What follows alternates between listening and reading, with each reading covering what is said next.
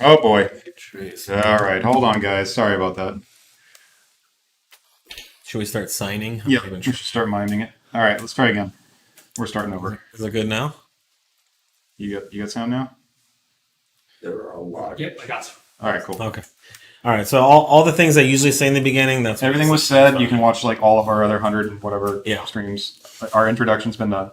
Alrighty. So Questions from last week got bumped back down. But everything else is. okay. So we will jump right in. We got questions rolling in. This is a long question. It would be interesting in your videos to hear you walk through first the logic of why it came that way from Audi, the OEM thinking. This needed to be specified for the street density transmission mount. This is a follow-up from your question or discussion last week about why the mount was made so soft from the factory. Okay. I think we covered. I did a good job about that covering pretty well. Like the reasons why it was made that way. we don't know why Audi does anything. Yeah, right? We're not privy to that. I also don't know why anyone else does anything. Yeah, we don't have their engineering. But I think we dove in pretty well why the factory mounts are soft and then why our mounts are different or better for performance use. Our mounts aren't necessarily better unless you want a firmer, more controlled, power application, engine torque to your drivetrain. But anyways, yeah, I think we did cover that pretty well. Yeah, that was a comment left on. Gotcha. Generally, if you're Audi, the lowest common denominator is who you're designing the car for. So that means extreme comfort, extreme quiet, no vibrations. And cars these days very much reflect that. Now, as you go up from the S to the RS models to the R, comfort and quiet become less and less of a consideration as the customer expectations change. Do you know the approximate horsepower difference from 93 to E40 B8.5 S4 Stage 2 Plus SuperDuper? Honestly, the 91 and 93 numbers, I mean, it's going to depend on what pulley you're running specifically, and what, all your other mods are. The delta is probably going to be even bigger than what you're going to see on the stage 2 numbers that we have published for the 93 and 91 to E40. The gains when you go to 2 Plus on 91 and 93 just are not nearly as good as they are on the E40 file. Just the motor starts becoming knock limited or octane limited for the given boost that we're trying to run. So, 91 and 93 kind of start to plateau. E40 is still able to take advantage of it, and we're not having any issues there. So you get a bunch more power as you go up through the stages. Really? Yeah. So yeah, I mean, you'll likely have at least the delta you'll see on our stage 2 file that we have published. The 2 Plus numbers, we keep going back and forth on getting data collection on those. It's on our list, but hasn't been a huge priority. Just because there's so many different combinations that people are running these days that the number is kind of tough to make fully representative. Hey guys, currently running TT710 on my B9 S4 with your tune and loving it. But I'm looking to go flex fuel next year. Any benefit to an open filter style intake on a larger turbo? That's a bunch of different questions. Yeah. As far as doing flex fuel, we don't have a date at when we will have flex fuel. It's definitely something we plan on doing. We are actually working on it right now in some various applications here. So you'll start to see more. I think next year is in 2023. It's not unrealistic. So, definitely keep your expectations open. As far as an open filter style intake, there's no such thing as all open filter style intakes flow better than anything else. That's not how it works. So every intake design is judged on its own merits and performance. It's very possible that an open element intake could flow worse than a closed airbox intake. SF was full frame turbo, not flex fuel. Sorry. Oh, sorry. I don't even know why I assumed full frame. Okay. Well, that's good. I think also same answer. 2023, probably not bad. Now, as far as if you're looking for a high flowing intake, please hang in there with us. we are releasing in the not too far off future a 1,000 horsepower rated intake for the B9 S4. That doesn't make your car make 1,000 horsepower. No, 1,000 horsepower It rated. just is able to fly. And so that means any turbo that can produce 1,000 horsepower would be supported with virtually no flow restriction. You could even probably make 1,500 horsepower with this intake with some amount of restriction. But hang in there. Ours will be an S34 style intake, which is our carbon fiber shroud with a very big high flowing filter, and then a very big silicone hose that will connect to our SuperDuper. And we will make that adaptable to full frame turbos as well. Take this one, Dennis. Okay, go for it. Let's see. Thoughts on how the B9 ZF8 holds up to power compared to RS3s with DQ500s, debating between those two cars to buy. I'm not really hearing about transmissions in either car blowing up. They both appear to be very strong. The RS3 transmission is strong, and I know there are upgrades for it. The ZF8 is extremely strong, and in fact, it's the transmission that Audi uses when they need a stronger transmission than a DSG. Yeah, there's some subtle variance here and there across all of them for strength, but the underpinnings are very strong. So yeah, I don't know how much power you're planning on producing. Both are strong. The DSG can be upgraded. I know there's a number of like 1,500 horsepower RS3s around. I don't know exactly what they're doing for transmissions, but yeah, there are certainly gear sets, baskets, a bunch of other internals you can do for those. when is new MQB Audi 8V stuff expected? Stage 3 stuff, turbos, etc. Expected 2020 originally. Are you abandoning it? If so, would be good to know so the community isn't planning for it. We are working on it. We have not abandoned it. I'm not sure what was said for the 2020 expectation, but that was obviously a long time ago. We are working on various tuning. We are working on some flex fuel options for that. We have the EQT Vortex turbo coming out soon. We are also working on supporting the new Garrett hybrids as well. And then all the tuning will be updated to our more current, features and standards of tuning. So that is still coming. We're working on it actively right now. We're actually adding more support and resources for that in the next few weeks. So it's coming. So this is one of the reasons why we're not doing all these ETAs. Probably said too much. Yeah. Yeah, and that's the thing is like if we never said anything, then it becomes a non-issue. So. What are your thoughts on mixing a few gallons of E85 with 93 octane on the 93 tune for the B8.5 S4? No benefits. We've talked about this a bunch of times. It's not mapped for that. We can't, we don't know necessarily what your mixture ends up being depending on your ethanol content. We can't say one way or the other how it's going to perform. I know a lot of people do it, but we don't, recommend or tell people to do it. Yeah, it could. Here's the deal. The best case scenario, it would bump your octane up enough so that the 93 tune doesn't have any timing corrections. Yes. And so there's a little bit of timing to be gained there, which could translate into 5 horsepower or something. Yep. It's probably not worth doing. I don't think 1 or 2 gallons will really hurt anything on a full tank, but we don't have any official recommendations for that. Our official recommendation is fill your tank with a good quality or reputable, or verified if you can, 93 octane fuel. That's it. We do have other blended tunes like E40 tunes where we specifically recommend an E40 blend.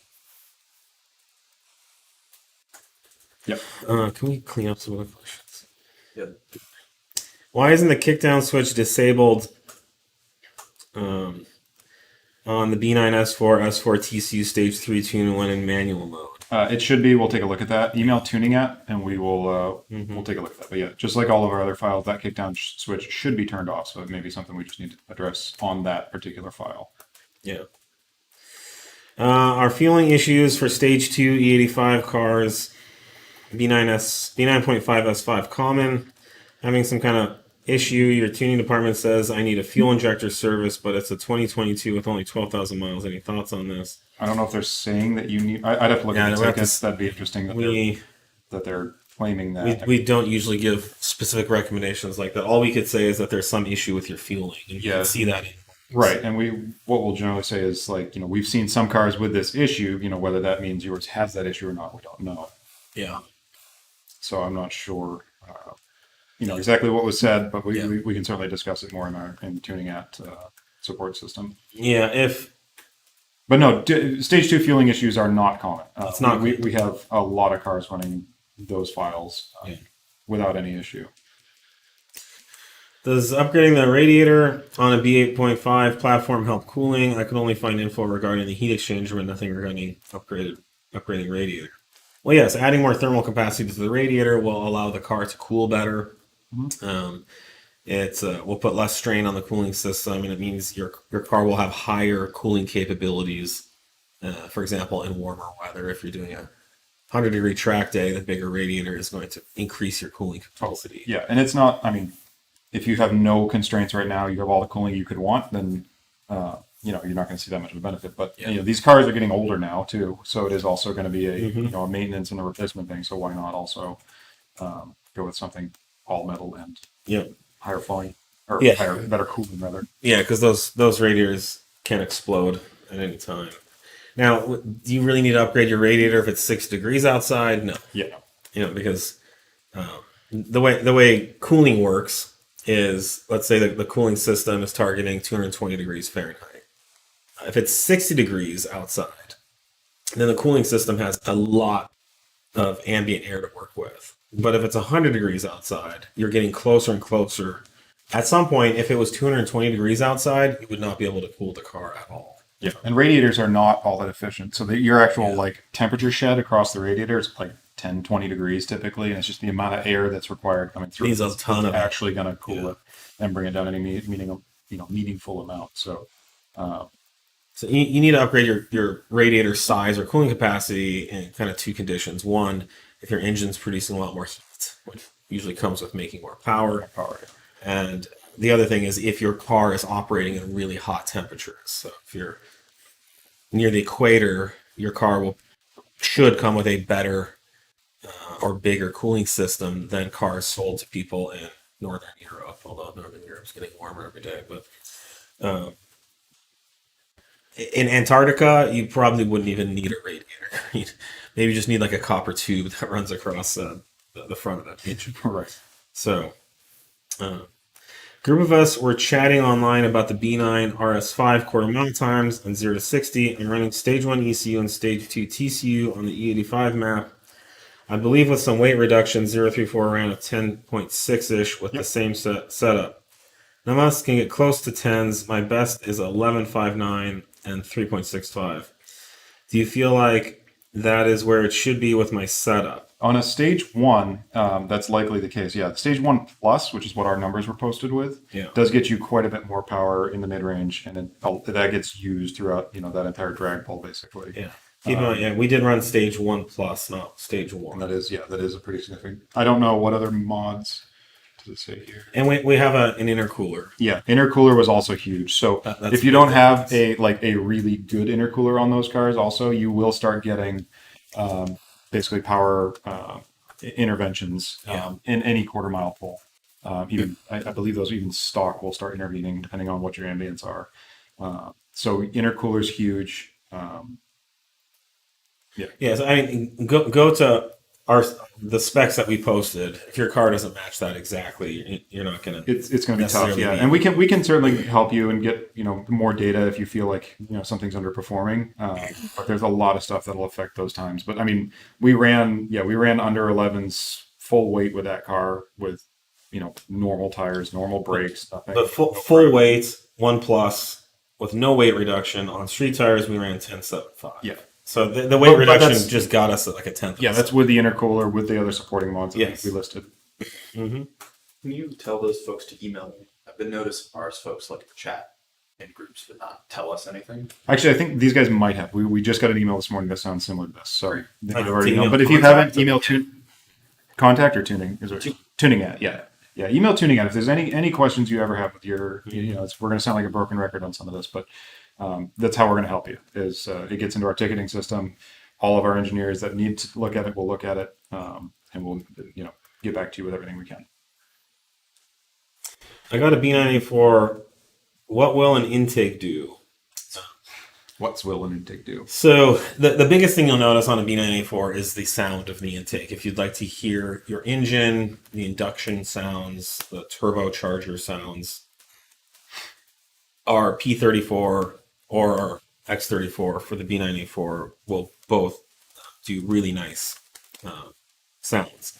Our intake also flows more than the stock unit. If you have tuning that will take advantage of a higher flowing intake, then there's some extra power to be made there as well. You can check out our product page and read about all the benefits there as well. Someone's asking about an update on a SQ5 intake. I don't know that stuff. I actually don't even have access to that information. Our operations team does. You can contact them at contact@034motorsport.com. They will give you an ETA on when they ship. I apologize for the wait. We strive to have all this stuff in stock, ready to ship. We probably are in better shape than anyone in the industry right now, but we do still see some delays. Simple upgrade for B9 SQ5 that's used as a daily kid hauler. I'd recommend what's the truck bed liner, the entire interior. Rhino line? Yeah, Rhino line, just the entire inside of the car. Or Windows just, and all, because they're just going to get that way eventually. yeah, or like just those blue tarps. Just wrap the entire interior with that. But no, definitely a stage 1 tune is a no-brainer. That's a huge bang for the buck. That will make the car more fun to drive and safer because you can accelerate away from danger. And that's what kids need. Yep. I think I'd agree with sway bars as well. That just transforms the car as far as responsiveness and handling and just how the car feels to drive. We have a lot of good mods and upgrades for that car. If your main concern is getting kids around, those kind of things, probably some of the better ones that we do. But,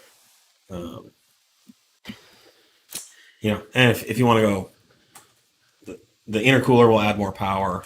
Then there's a bunch of other power adders, intake, intercooler, all that good stuff. Yeah. The kids probably would be happy with like an iPad playing Baby Shark on repeat. How much boost should I be running stage 293 For B9 S4. for B9 As much as we ask for. It is all over the place. We don't target boost. We target a torque level, and that is going to alter. The boost level is going to alter itself quite a bit, or the ECU is going to alter its request quite a bit depending on conditions. So it's going to be all over the place. There's no like one number we're picking for boost. And throughout that poll, it's going to move quite a bit based on what the turbo can do and the engine's volumetric efficiency to hit the torque numbers we're targeting. So this is not like ye olden days where you have like a manual boost controller and you could set a level and it would hit that. The ECU's very constantly controlling the airflow into the motor. So if anyone out there is telling you that your B9 S4 tune should be targeting or hitting a certain boost pressure reliably, then you should be very concerned about the quality of that tune. Everything in these ECUs from start to finish is torque. They talk torque. They want to know how much torque you're going to make. Yeah. And that's the be all end all. Is everything's either modeled, calculated, or measured, in one way or another to get to a torque number. Boost is just a byproduct. Like some have a disagreement with someone, I'm going to go and be like, dude, let's just talk torque. Let's talk torque. Like, Everything else, enough nothing else bullshit. matters. It's how do you get that much torque out of whatever you're doing? All this talk about boost pressure, RPMs, quarter mile times. Okay. And from start to finish, the transmission's the same way with launch control. It's a torque-based launch control system on those. So your RPMs are going to move a little bit. That's going to depend on how much torque it's making at that RPM. Because we're trying to leave the line with a certain amount of torque. So everything is torque. Are you planning on having representation at Waterfest? No. I don't ever want to go there again. I'm I sorry. didn't even know what was going on. I started No, it was seeing just this some weekend. updates, Yeah. But the humidity, the thunderstorms, the flooding, the wind They, at least storms, it's much later in the year now, but yeah, it's still. the STDs. It's just I don't ever want to go back there. It's too bad. It is probably the best Volkswagen Audi show. Well, it's not even at the same venue as when we last time we went. Yeah, There, so. but it's just as far as when I first started going, like in the early 2000s, it was awesome. It was like I don't know what the current version of Waterfest is today, but everybody was there. All the cool cars were there. There was just guys walking around with just pockets full of cash, just waiting to spend and buy. Companies would go there and give great deals. The undercarriage chafage from rough. walking around. It's rough. You gotta. is There's some really bad. supporting mods you really got to do when you. You're like literally about to saw yourself in half walking around out there. So, all joking aside, it's a long trip for us. It is fucking hot. And the last time we went there, our booth flooded and washed away in a river. And then an airplane crashed into what was left of our booth. So I think, if it was in California, we'd definitely go. But it's literally as far as away as you can get from us. It would cost us like $40,000 to have a booth there and to go there. And it's just, what do we gain from it? Right. And then people are angry because their orders didn't ship or they didn't answer their email. So, all right. Are we seeing any failures on our high flow cat on stage 293 B9 S4? I have not. Someone here is saying they've had a failure with their cat. I'm not aware of it. I believe that if there were any failures of that, I would be notified through our product improvement process. So if you haven't spoken to us and you believe you have a failed high flow cat, we would like to talk to you. Please contact us. Please email us.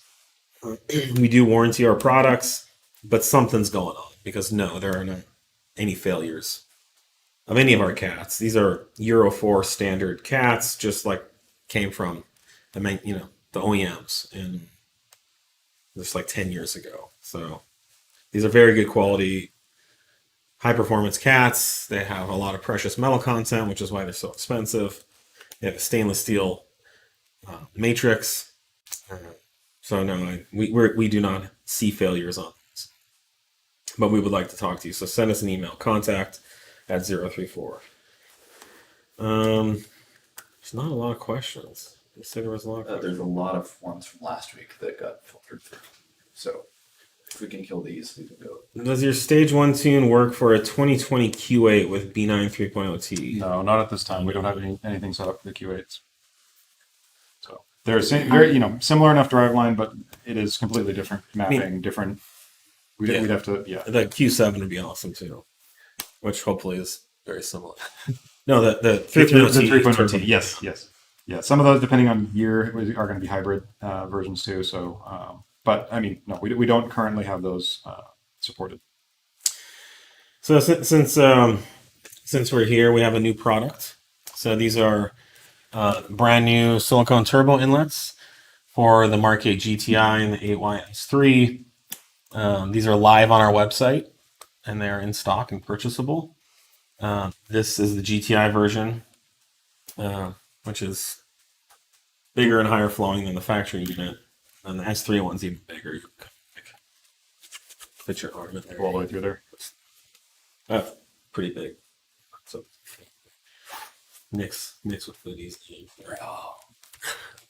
All the factory adapters.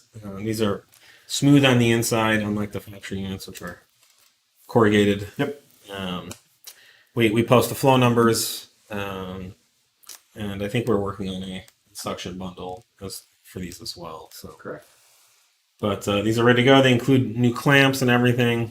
It's a hose. Yep. That's a good hose. It's a nice, very high flowing. Yeah, we do have some flow numbers here. Yeah, so definitely, good flow improvements over the factory hose. I don't think the factory hoses wear out fast, but these will last the lifetime of the car too. My B9 S4 has the 034 dynamic plus springs. What's the next best handling item to do? Definitely sway bars. Either the rear sway bar or the front and rear combo. And as we always discuss, the rear sway bar will reduce body roll, but it will make the car handle more lively or more towards oversteer, even though it won't be dangerous or anything like that. But in conditions where you lift off the throttle and turn, the rear will come around a lot more than the factory car. And again, you'll get a nice reduction of body roll. If you're not too concerned about driving at the limit and you're just more concerned about driving dynamics while within the limit and you're looking for the flattest body roll possible, well, then do the front and rear bar Dynamic Plus kit. And that I think will be very, very noticeable. I also think probably after that would be our adjustable camber arms. Dial in like an extra degree of camber in the front. It's very transformative to the cars.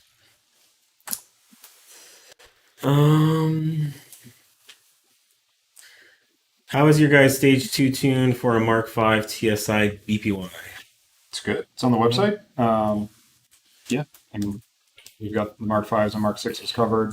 The TSI Mark 5s will fall into the Mark 6, engine codes basically. Yeah. So you can look at either of those two numbers depending on what engine you've got, kind of see where yours falls. But yeah, no, that's all. It's a great tune. And we've been selling it for years. Yep. A lot of cars out there with it. 2013 A7 transmission won't upshift under 6K on wide open throttle. Is that normal? Yeah, email tuning out. The ZF8 on some models does have required shift points for given loads, so it may be that it's locking you out. I'll have to look at that one specifically though and see what it's requesting. But that's probably what that is. This person says he likes our tuning over the competition. Thank you. Glad to hear that. Cool. Will mapping for TT 710 for B9 SQ5 and stock cat be going for CARB approval? If not, can we limp buy on stock tune with TT 710 and upgraded high pressure fuel pump in place? I mean, we can't recommend any of that. Yeah. None of that is going to be smog approved. As far as getting the combination smog or CARB certified, CARB exempt, Yeah. I don't have a roadmap for that at this time. It's certainly something we've talked about though. The thing is, if you're running the factory cat, what's coming out of the tailpipe it's not necessarily CARB approved, Well, it's the basic. but your entire emission system is intact and your car is not polluting. So if anyone tries to give you a hard time that you have illegal modifications, the factory cat is kind of the thing that keeps your exhaust clean. Everything else supports the factory cat. So whatever mods you have, assuming your factory cat's not melting, will contribute to a very clean running car. And that's kind of the gist of the Clean Air Act and the EPA and CARB. They're all here to ensure that the air is clean. So I think But yeah, no, the people that stand to get in trouble are running test pipes, things like that. we currently have the TTE 710 on the dyno right now with the stock catalyst on it. So We are working to get our B9 tunes CARB exempt, and so I think it's very likely we'll include. We'll try to include that- as much as we anything can. that means that- We always shoot and ask them, what all can we get included in this? What do you need? They go by what's the worst case example for testing, and then we kind of work backwards from there. So yeah, it's all on the table, and then we let them tell us what we can use. Have you seen B9 S4 engine mount failure, and is there a 034 in the works? Yes, we have seen some failures. The cars are still pretty new. I think if B8 was any indication, around the same time, like say 5 years, we weren't seeing a ton of failures. Well, so many of them get handled by warranty too. Yeah. Depending on, obviously year and miles. But now B8 motor mount failures, every car has them. So a lot of this is related to mileage once you get over a certain number. We do have mounts coming. I think we discussed it in detail last week. We should be releasing those very soon. Stay tuned. But we have a street density coming for the S4. Can we buy sway bar brackets separately? Yes, if you email contact at 034. We do have a our customer service team can sell you components separately, but they're going to ask you some questions, want to know why you want them, stuff like that. What do you recommend for data logging on a B9 2.9 TT? If you need a log, we can set you up. So, But we it's have- this if isn't it's, like if it's needed, but that's, yeah, if it's if you need it for Yeah. a tuning concern. right. But it's not clear what kind of logging. I'm not sure. Yeah, I'm not sure what you're looking for. But we do currently have logging for that if needed as a support tool. So yeah, hit up tuning at, and we can discuss with you what your options are.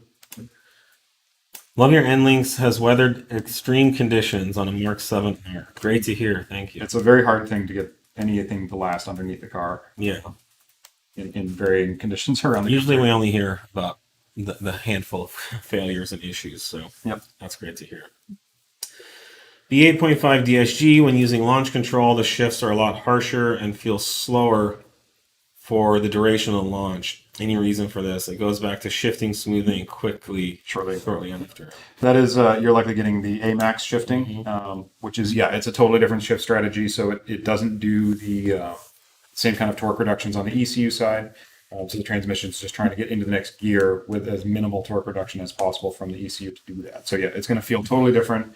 The transition of gears in the TCU and transmission does feel or is longer sometimes because it's blending between two. But your acceleration rate should be faster. So yes, it is a different shifting strategy, and that is very likely what you're feeling. Yeah. I think my biggest issue with AMAX the first time I felt it is like it sent the clutch shifting hairs on the back of your neck, you know. It's just like Things need to change. in a manual you would never want to shift to feel like an AMAX shift, but the DSG can do it very safely. Or the ZF8, so that Yeah, right. So, but yeah, it's acceleration max. That's what it stands for, and it is actually faster. So if you're actually using draggy or something like that, you should see improvement in acceleration. About to upgrade my B9 A4 with your density upper and lower control arms failing at 32,000 miles of light track use and daily driving. Do you sell lower inserts for future rebuild? We don't. The problem with selling just the bushings by themselves is they have to press into the arms, and from one production run to another, the tolerances on the casting and the machining can change. So we tried selling bushings at one time in the past, and sometimes it'd be too tight, sometimes it'd be too loose. without knowing exactly what arm you had and what the tolerances were in that. And then also those things to press them in have, in some cases, a huge press fit. Just for the nature of the construction, some of them are aluminum cages, and you're talking like a 1 to 2 millimeter press fit. So getting that started and accurately pressed with most tools that people have at home wasn't feasible. Basically, what we found is for the average person, buying a full arm and installing it themselves is as cheap or easy as pressing in bushings. Certainly easier. Yeah. So, can I buy a tune for a 2023 Audi S5? We do have tuning for all of those at this time. We have run into some issues on some of the brand new transmissions, on the transmission side, which we don't yet have a solution for. We are working on some ECU side things though to kind of get around that as much as we can until we do have the TCU stuff sorted. So it's a sort of answer. If you reach out to customer support or tuning at, we'll let you know exactly what we can do for you. Someone reported B9 S5 diverter valve failure around 30,000 miles. What symptoms should I look for? Diagnostic. Do you recommend upgrading? So this guy did get the P5. Yeah, you usually get a fault code for it. Right, Basically, something in the turbo control system is not working correctly, so you usually present either an underboost or some other condition. The ECU does its best to try and guess what that fault is, whether it thinks it's the wastegate not performing properly or some other whatever other components and testing it's doing to try and determine that. But yeah, you'll almost always get a fault code for it, and or less boost and less performance. And you can usually hear those on the intake side as well. I'm shocked that it happened at 30,000 miles, though. Yeah, those have been pretty solid. I don't think this is a widespread issue, and there's a lot of BS when it comes to upgrading diverter valves out there. I think certainly anything that would make the diverter valve stronger or more robust. I've seen little inserts or whatever that go on for the ones with diaphragms to reinforce them. But a lot of the stuff out there with what's that company? Australian company. That it just seems like a lot of BSE stuff. Javon, to follow up on that high flow cat thing, the customer was using a competitor's high flow cat, but they wouldn't warranty it because it's on a power tune. They weren't just out. Okay, so there was a follow up. The customer who had the high flow cat fail was not one of our high flow cats. It was some other brand, but that company will not warranty it because it was on our tune. So I think that's a cop out. Our tuning is proven to be safe for catalytic converters. There is no problem with our tuning. Right. That catalytic converter failed because of whatever problem with reliability inside that high flow cat. I'm assuming that high flow cat would have failed anyways on any tune. There was a post about this weekend where someone with that company's tuning and high flow cat had the same. Yeah, I've seen which is a handful of them come off. The outside rings are starting to separate, kind of retract from the outer shell. So apparently other people with this company's high flow cat and tuning have had failures as well, which is no surprise. So I would strongly recommend running our high flow cat with our tuning. I would strongly recommend running our high flow cat with anyone's tuning. Right. But we have not seen any failures of any B9 high flow cats. I can't remember the last time we had a high flow cat failure of any kind. It's been a while. 4 years. Yeah, we've tortured our one on the shop car. Yeah, track days and all. Yeah. So Lots of extreme use. and I, it's safe to say we would warranty it if anything ever happened. We would want to try to get to the bottom of why it failed, but we don't have failures with ours. So yours would have been the first one. So yes, please buy from us in confidence, and I'm sorry to hear that another company's standing behind your products.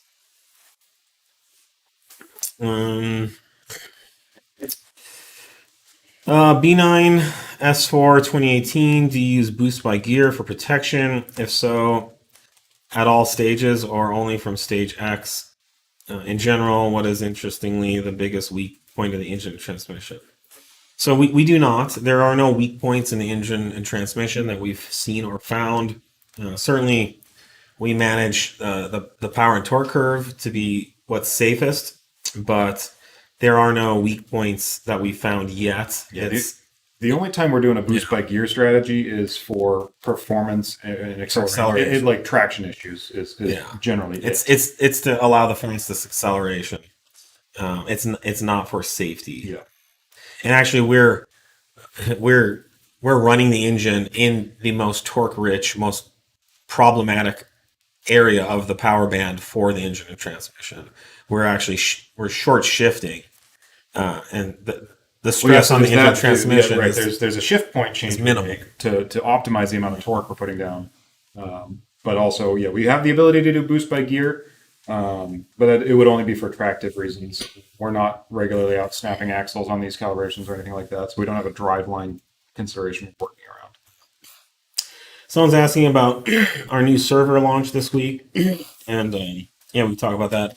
So we did last week. We launched a new tuning server. This is how you access your tunes and files and flash them to your car.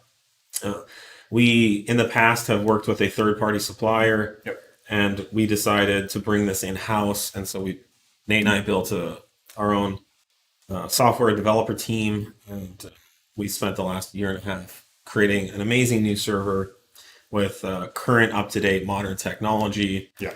A whole new GUI, a whole new firmware underneath to run it. It's totally proprietary. It's completely 100% owned by 034 Motorsport. Yep. It's all of our technology. We built it from the ground up, like literally. Yep. Nothing is borrowed from anyone else. And the benefit for us, as some people are like, well, why the other one was working fine, whatever, why did you change it? And for us, it's more about the more we control here at 034 Motorsport, the more we can control the customer experience, right? So we want you guys to have the best experience. You have the best products, the best parts, the best performance, the best tuning, everything. And the more we control here ourselves, then we can enact our will on the results much more effectively. Now, when you're contacting someone, who's thousands of miles away, trying to convince them that we have to do this or that to meet our customers' needs. It's you lose a ton of control there. So Well, yeah, we were completely at the whim of Yeah. what someone else's development team felt was the most important thing at the time, and on what schedule and what resources they're going to put into it. We can put whatever we want into this now, and much more effectively, update, upgrade, change, fix any aspects of this that we want, and it gives us a lot more flexibility over some under the hood stuff that you guys aren't necessarily going to notice, but may notice.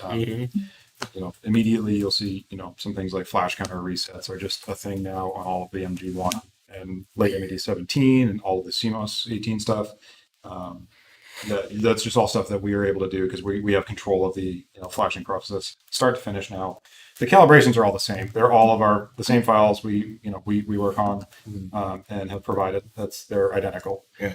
But some of the under the hood software tech has certainly been improved. yeah, and then the future now is wide open. We can It can do gives us whatever. so much more ability to get these, we keep talking about all these advanced features and some other stuff that we want to do. All of that requires getting further and further away from a normal flash process because we have to take into account different software modules in the processor, where they're loaded, how they're loaded, what's loaded where. And so you've got to have a very tightly integrated system to do that, reliably across all these different controllers. So it gives us a lot clearer future move forward.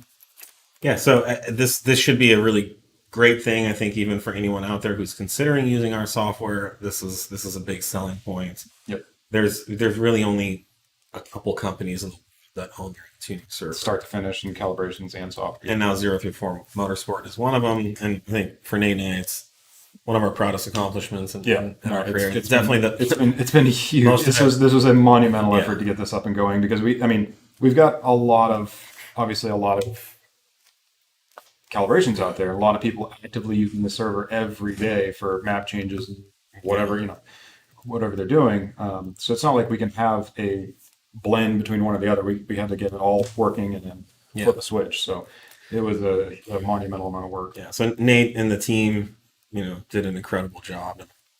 Virtually did the impossible for a relatively small company like ours. Very lucky to have the team that we put together working on this. It was certainly not it was not all me doing this. But it opens up the future for all the things that you guys want. It's a great thing. Yeah, and you should see that we're able to fix and or update or change or improve things much more quickly than we were before. And if you were worried about flashing with a new server or whatever, it's now been up and running for almost a week. Yep. Many hundreds of flashes successful. Yes. So, and almost no issues. I think there's only been a couple small things. Honestly, like we're finding out because we're digging into anything that does crop up. We've been able to explain all of them so far. So one thing, if you're still running a Windows 7 or 8 system, please buy a $100 laptop and throw that old one in the trash, or update your software from something that's not 15 plus years old. What about Windows 95? Yeah, No, also, but just a number of the issues that we're running into are just very poorly set up or aging laptop stuff that may have worked sort of okay previously, but we're doing things in a much more modern way now, and it's showing that these old systems are showing their age. All right, we got some vague ETAs. Let's do a quick run through of these. How far along is TTA 10? It's not done yet. Nope. Are any fuel injector upgrades needed? We don't believe so. We will let you know if they are. We will announce. Our goal is to not utilize injector upgrades unless they're actually needed. Yeah. So unless you want to go out and spend $1,000 or however much dollars on injectors and all the effort to install them, we're going to avoid the need for that and create a 100% functional and excellent result using the factory injectors. Someone else rushed to release a aftermarket injector tune. It wasn't necessary, and we don't believe it will be. But if it's needed, we will absolutely do. Which product is coming first, Pier 750 or your high pressure fuel pump? The high pressure fuel pump will be released very soon. So stay tuned for that. It'll be sub $400. You can install it yourself in the factory fuel pump that came with your car. We've been running them on a number of cars for a while now. Great reliability and maximum flow, as much as you're going to get from anything else. Any update on advanced launch control for the B9 S4 S5? Not currently. I mean, it's on our list, but with the pending server release that we were working on, some of that stuff has been, waiting on some development time. So we're going to be getting to more of that very soon. ETA and late model 2022 S5 software compatibility. So it's got to be that transmission option I'm assuming that you're bumping into. So I don't have an ETA on when we will be able to be calibrating that transmission. But the ECU we have. ECU we have. Yeah. It's a matter of we have to put together a specific ECU file then for the non-transmission tunable cars. So that we don't have up yet. Stage 3 support for B9.5. I believe we've got some out there already and are finalizing. I'll have to look at that and see, but I believe it's. Hopefully soon. Oh yeah.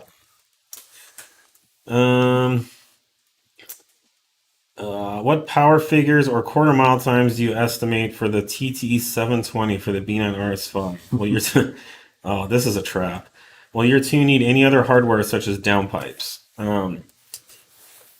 We can't answer any of those questions, and we're not even going to hazard a guess. We believe that downpipes, a stage 2 for the 720 will be beneficial. Sorry, for stage 3. We could not justify it for a stage 2, but stage 3 should, but we have to verify that, and more info coming soon when we have it. Should I be seeing a traction control light when accelerating hard most of the time? I'm running the stage 2 TCU. Depends on your car. Some are much more active than others if you're running full traction control on, and depending on ECU tune and rate of acceleration, the ABS systems on, again, some cars I don't know what we're talking about here, will start flashing and intervening just based on the rate of acceleration because it thinks it is accelerating so quickly that it could not be possible. And they will start intervening. So I was going to say, it just means you're winning. Yeah, on some cars, you do have to turn traction control off to get full acceleration capability, particularly in the first several gears.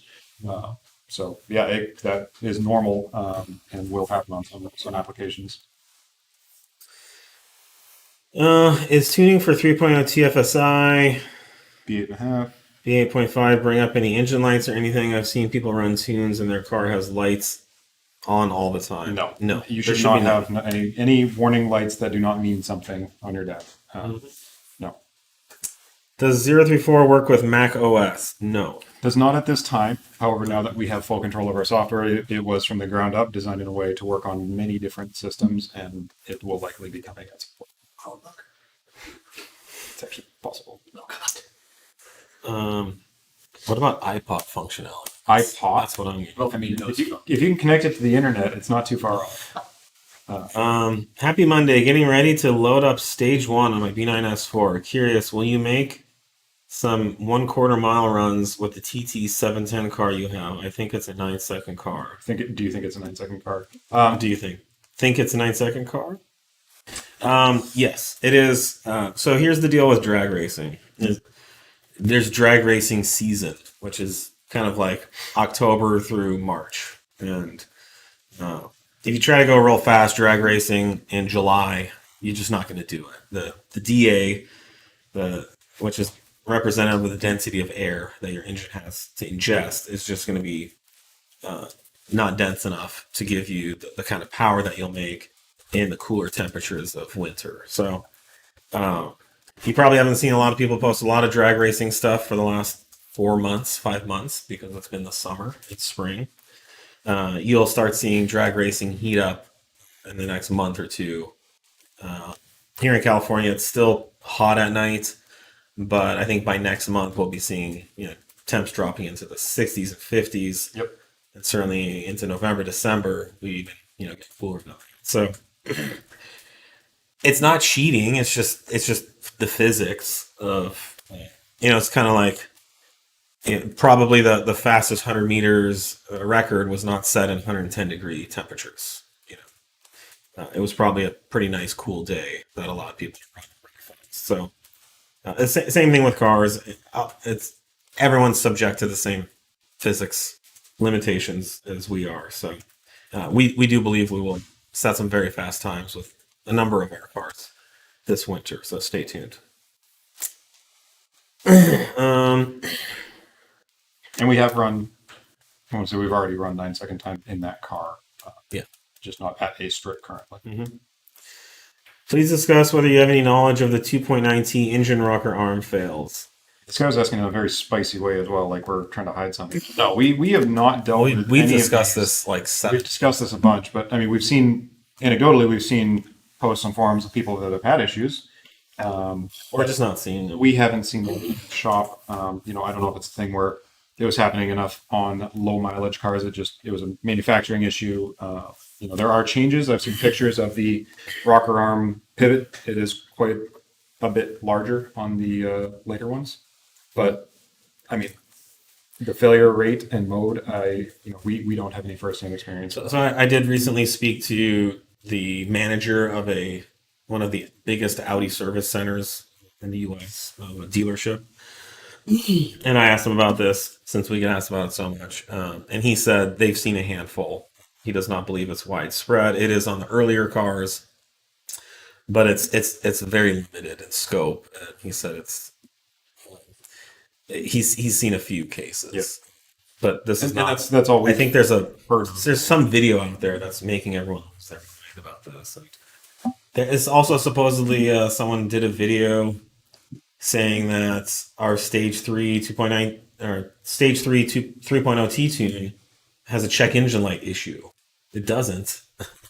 And so someone's like on one of the Facebook or something was like, "Hey, have you guys fixed the check engine light problem with your stage 3 tuning?" It's not a thing. It's not a thing. It doesn't exist. But apparently someone in a YouTube video says that that's a thing. Total BS. And this person was like waiting to buy our tune until we fix this problem that doesn't exist. So yeah, you gotta be careful out there. Someone says, I totally agree with you guys. What are they agreeing about? Just they agree with us? Okay. They agree. Totally agree with you guys, but you all need phone customer support. Here, we do have phone customer support. You have to email us, and then you can set up a phone call. If it's needed, we will be happy to talk to you. We do not have just open phones ringing all the time. So our customer service productivity approximately doubled since taking down phone lines. What that means is we can service twice as many customers in the same time. That means customers are getting help faster, more quickly, and more efficiently, more reliably than they ever have before when we were answering. And I really want to push back and say, like, what are you going to get out of a phone call that can't be provided better in an email form? I mean, in some cases, it could be helpful to have a phone call, and that's what I'd like to know what those, just myself, like, what are you missing that a phone call is going to fix? That's usually immediate reassurance. There's no guarantee that if the phones are ringing that there's going to be any immediate. I mean, most places you call smaller companies like this, you're going to get a voicemail anyways. Yeah, and then it's like words that you're having to try to like figure out what they mean, and they transcribe them. And, the written emails are so much more efficient. Everything's documented. We can go back and read it. If we said anything, we can go back and verify. Yeah, if you said anything, we can verify. There's a paper trail on everything. Yeah, so and that's the biggest thing is like you can reread it, you can reevaluate what we discussed, you can dig into the semantics of what we talked. You can share what we said with other people if you don't like it. Something else if you want, but a phone call is just it's ephemeral. It comes and goes unless you're recording it and you're. But we absolutely will call you if it's helpful or needed. There's no issue with that. But to say that we don't take phone calls is not true. And we ultimately we're here to help solve your problems. Yeah. Not talk on the phone. Right. We're getting through these as quickly as we can. If talking on the phone helps solve the problem, absolutely. Yep. I mean, Nate and I have gotten in an airplane and flown places before when it was required To deal with the problem. to Yes. fix a customer issue. So we'll go to any length to solve the problem. You just have to trust us and confide. Put your faith in us that we are here to solve the problem. How we do it may not be how you expect, but we're going to do it in the best, most efficient way. That's what benefits us and it benefits you. Yeah, we're not trying to skimp on anything with this. This is so we can provide better support for all of you. Are any non-carbon intakes for the SQ5 in development? No. However, we are coming out with a S34 intake for the SQ5. So it will be carbon fiber. It will be very similar in format to what you see for our B8 S4 3.0T TFSI supercharged intake. It should be well under $400 or so. I think our B8 S4 one is like $360 or something. It will be a carbon fiber shroud heat shield, a very high flowing air filter, and a high flowing silicone hose. We hope to have that out in a few months, maybe 3-4 months, maybe early next year. But it is in design, engineering, and development right now. It is coming soon. It will be much cheaper than our current X34 closed box intake, which is just a lot of Carbon. You get a lot for the money, Tooling is much bigger. but it does cost more money. We aren't going to do a plastic one because that will actually be much more expensive than the S34 that we're proposing. So I think if there was a competitor talking about a plastic one. Yeah. Did they talk price? It will retail cheap, but it is a high initial cost to create. No, but aren't they talking about like $500 or something like I that? think they're at a set up price. Yeah. So anyways, the S34 is coming soon for SQ5 if you don't want to spring for the full X34. Okay, almost out of time. Can you run an upgraded high pressure fuel pump without a flash? We get this a lot now. You can, If you need to. but generally you're not going to get anything from it. No, I think that it's just for people that are in different phases. Yeah, if you're in the middle of like upgrading and you want to get that done first, we have not ever encountered an issue where we've put a larger pump in and not had a calibration. It won't benefit you other than saving your time and energy or whatever it is that you're trying to do. But you can do that. There'll just be more fuel bypassing back to the tank. Yeah, all of the OEM stuff we've seen deals with it just fine. We don't recommend it because it's not mapped for it, but I have not seen an issue. Any updates on the wastegate check engine light issue on the 2.9T? This is the P25 B4 code. It's a factory issue with a technical service bulletin from Audi. Yeah, so it's something that It's not a problem with our team. Yeah, we and Audi have been chasing, but it does crop up from time to time on some cars. It is a diagnostic range check that they're doing at, oh god, what were the parameters? It was like at idle during a cold start, it tries to check for a pressure differential across the turbine based on cold start parameter, and it's some test strategy that Audi's trying to do to determine the control system around the wastegate at a very light load to see if everything's working. And it false flags at times that there's a problem when there isn't, and it does it stock. It'll do it with tuned. It doesn't seem to matter.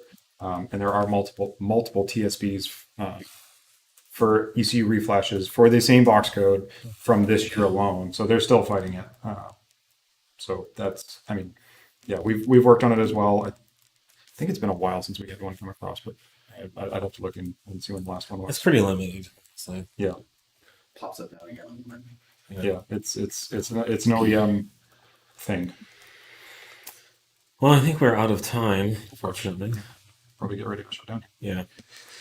All right. Well, thanks for joining us once again. Thank you for all the great questions. I know I look forward to doing this every week, so thank you guys for the support and the great response. See you next week. All right. Cheers.